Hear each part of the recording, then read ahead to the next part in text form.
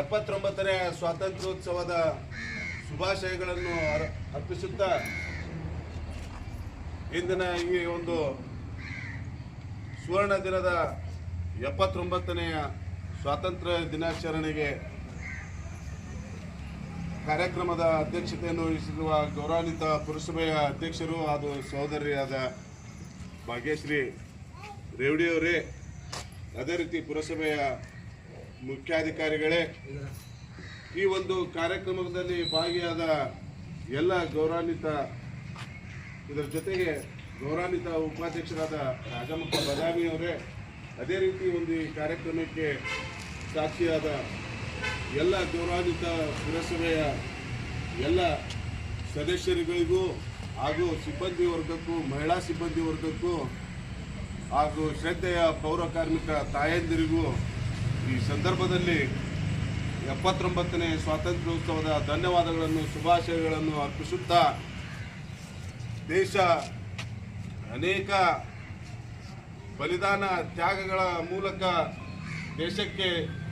1947 August 15 ಮಧ್ಯರಾತ್ರಿ 12ರಂದು ಸ್ವಾತಂತ್ರ್ಯ ದೊರಕಿದ ಫಲಪ್ರದವಾಗಿ ಆಗಸ್ಟ್ 15ರಂದು ಸ್ವಾತಂತ್ರ್ಯೋತ್ಸವ ದಿನಾಚರಣೆಗಳು ನಾವು ನೀವು ಎಲ್ಲರೂ ರಾಷ್ಟ್ರೀಯ ಹಬ್ಬವನ್ನಾಗಿ ಸಂದರ್ಭದಲ್ಲಿ ಚುನಾಯಿತ ಪ್ರತಿನಿಧಿಗಳ ಮೇಲೆ ದುರ್ಬಲ ಮನಸ್ಥಿತಿಯ ಅಧಿಕಾರಿಗಳು ಸ್ಟೇಷನ್ಗಳವರೆಗೂ ಕೊಂಡೊಯ್ತಕ್ಕಂಥ ಸಂದರ್ಭದಲ್ಲಿ ಕೂಡ ಬರಬೇಕಾದಂತ ಒಂದು ಸಂದರ್ಭ. ಈ ಒಂದು ಮನೆಯ ಆಗಸ್ಟ್ 15ರ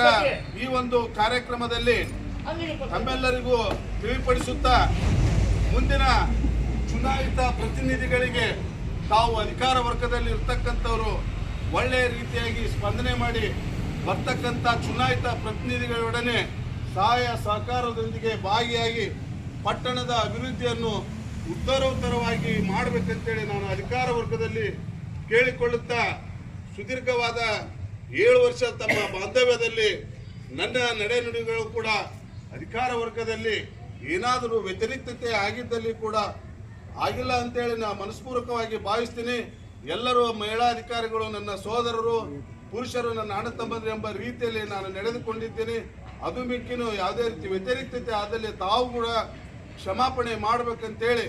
ಬರುವ ದಿನಮಾನಗಳಲ್ಲಿ ಚುನಾಯಿತ ಪ್ರತಿನಿಧಿಗಳಲ್ಲಿ ಒಳ್ಳೆಯ ಸಹಾಯ ಸಹಕಾರದಿಂದ ವರ್ತಿಸಿ ಪಟ್ಟಣದ ಅಭಿವೃದ್ಧಿ ಮಾಡಬೇಕಂತೇಳಿ ಈ 79ನೇ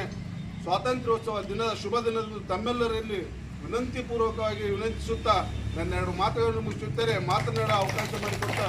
ಎಲ್ಲ ಅಧಿಕಾರಿ ವರ್ಗಕ್ಕೂ, ಗೌರವಾನ್ವಿತ ಸದಸ್ಯರಿಗೂ ನನ್ನ ಧನ್ಯವಾದಗಳು.